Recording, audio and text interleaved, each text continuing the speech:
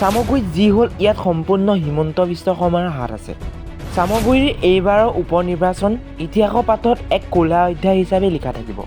দবকাত পত্নী পুত্ৰৰ সৈতে চাহ খাবলৈ আহি এই মন্তব্যত সাংসদ ৰকিবুল হুছেইনৰ সম্পূৰ্ণ মন্তব্য আছে, কি কৈছে শুনো আহক। হিমন্ত বিশ্ব শৰ্মাই মুখ্যমন্ত্ৰী হিচাপে যিদৰে এই নিৰ্বাচনত বিশেষকৈ চামগুৰিত অবৈধ হস্তক্ষেপ কৰি পুলিচ বাহিনীক লগাই দিলে, এই কথাখিনি অসমৰ ইতিহাসৰ কাৰণে এটা কলা দাগ। প্ৰতিজন সচেতন নাগৰিকে তাক নিৰীক্ষণ কৰিছে আৰু হিমন্ত বিশ্ব শৰ্মাক এই ক্ষেত্ৰত সমালোচনা কৰিছে। হিমন্ত বিশ্ব শৰ্মাই জীৱনত কেৱল MLA মন্ত্ৰী আৰু ক্ষমতাৰ কাৰণে কিমান তললৈ নামিব পাৰে চামগুৰি তাৰ নিদৰ্শন।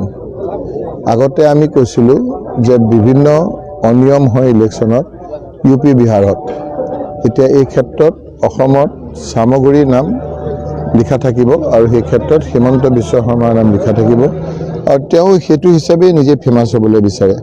সৰুৰে পৰাই তেওঁ সেই ধৰণেৰে উঠিছে, সেই ধৰণেৰে কথা বতৰা কৈছে আৰু সেই ধৰণেৰে বিখ্যাত হ'লেও তেওঁ ভাল পায়, আমি বেয়া পাওঁ।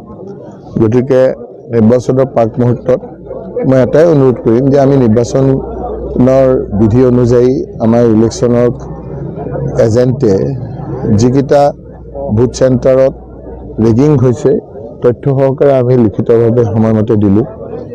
তাৰপিছত আকৌ কেণ্ডিডেটে লিখিতভাৱে দিলে যে 33টাত তেওঁলোকে চেষ্টা কৰি 16টাত তেওঁলোকে ব্যাপক ৰেগিং কৰিছে, যেটা ৰিপোলিং হ'ব লাগে। তাৰপিছতে মই আগৰ তাৰ বিধায়ক হিচাপে আৰু এতিয়া সাংসদ হিচাপে ইলেকশ্যন কমিশ্যন অফ ইণ্ডিয়াক লিখিতভাৱে তথ্য সহকাৰে গোটেইখিনি দিলোঁ। তাৰপিছত leader of the opposition Debabrata শইকীয়াই লিখিতভাৱে ৰিপোলিঙৰ কাৰণে দিলে, স্পষ্ট তাত প্ৰমাণ আছে আৰু ৰিপোলিং তাত নিদিলে। আমাৰ কথা হ'ল যে এইটো কোনো ইমান ইনভেষ্টিগেশ্যন কৰাৰ প্ৰয়োজন নাই। যিখিনি মানুহ অসমত নাই, কেৰালা আৰু আদি বিভিন্ন ঠাইত কাম কৰিবলৈ গৈছে, প্ৰিজাইডিং অফিচাৰৰ পৰা তথ্যখিনি লৈ হ'ল যে সেইখিনি মানুহে তাত ভোট দিয়া দেখাইছে। এইটো কাৰণে একেবাৰে CBI তদন্তৰ প্ৰয়োজন নাই। যদি মই কোৱা কথাখিনি অসত্য তেতিয়াহ'লে কৈ দিয়ক যে এইখিনি অসত্য, আৰু যদি সত্য ৰিপোলিং দিয়ক।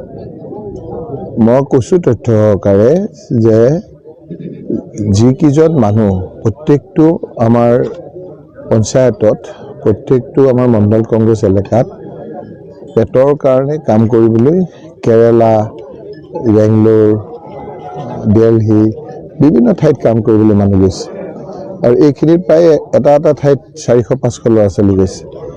যোৱা লোকসভা সমষ্টিৰ সময়ত তেওঁলোকে নিজে ধন ভাঙি পেলাই ইয়ালৈ আহি ভোট দিছিল। এইবাৰ বাই ইলেকশ্যনৰ কাৰণে তেওঁলোক নাহিলে।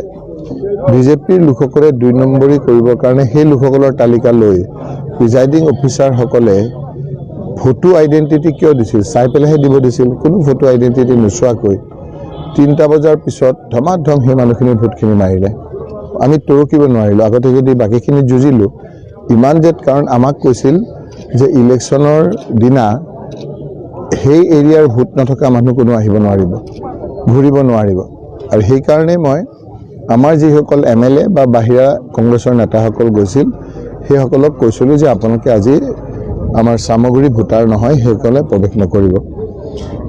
কিন্তু মোৰ প্ৰশ্ন হ'ল যে জিতু গোস্বামী সেইদিনা গৈছিল নে নাই? জিতু গোস্বামী চামগুৰিৰ ভোটাৰ নেকি? যদি ভোটাৰ নহয় তেতিয়াহ'লে উৰেটো দিন তাত গৈছিল নে নাই? ৰূপক শৰ্মা বিধায়ক, তেওঁ বিভিন্ন ধৰণে কৈছে প্ৰমাণ লাগে, তেওঁ গৈছিল নে নাই? দীপক বিশ্বাসত তেওঁলোকে গতিয়াইছিল নে নাই আমবাগান পলিং ষ্টেচনৰ পৰা? এইটো ক'লেই হ'ল যে মই যোৱা নাই। সুৰেশ বৰাই সেইদিনা বাইট দিছে নে নাই? তেওঁ ভোটাৰ নহয়, তাত ৰেগিং কৰি আহি ভোটৰ চলি থকা অৱস্থাত 4টামান বজাত বাইট দিছে নে নাই? ইয়াতকৈ আৰু কি প্ৰমাণ লাগে? উপায়ুক্ত ডাঙৰীয়াক মই বাৰম্বাৰ ফোন কৰিলোঁ, তেওঁ পিছত সহায় হিচাপে কৈছে যে মই ইমান কৈছোঁ জিতু গোস্বামী ইয়াৰ পৰা নগ'লে মই ছাৰ কি কৰিম। এনেকুৱা অসহায় ডিষ্ট্ৰিক্ট কমিশ্যনাৰ মই জীৱনতো দেখা নাই। পুলিচটো পুলিচে আপোনাৰ OC কেইজনক 2 দিনৰ আগত ট্ৰেন্সফাৰ কৰিছে, এডিশ্যনেল SPক এদিনৰ ভিতৰতে আনিছে। আপোনালোকে এতিয়া সোধক, আচলতে ট্ৰেন্সফাৰ অৰ্ডাৰ এটা হ'লে 10 দিন 7 দিন পুলিচক সময় দিয়ে। এওঁলোকক বেডিং বান্ধিবলৈ সময় নিদিলে, যিখিনি 57 অফিচাৰক ট্ৰেন্সফাৰ কৰিছে, একদিনত লৈ আনিছে। চূড়ান্ত অনিয়ম। যিকোনো প্ৰকাৰে ভোটত জিকিব লাগে।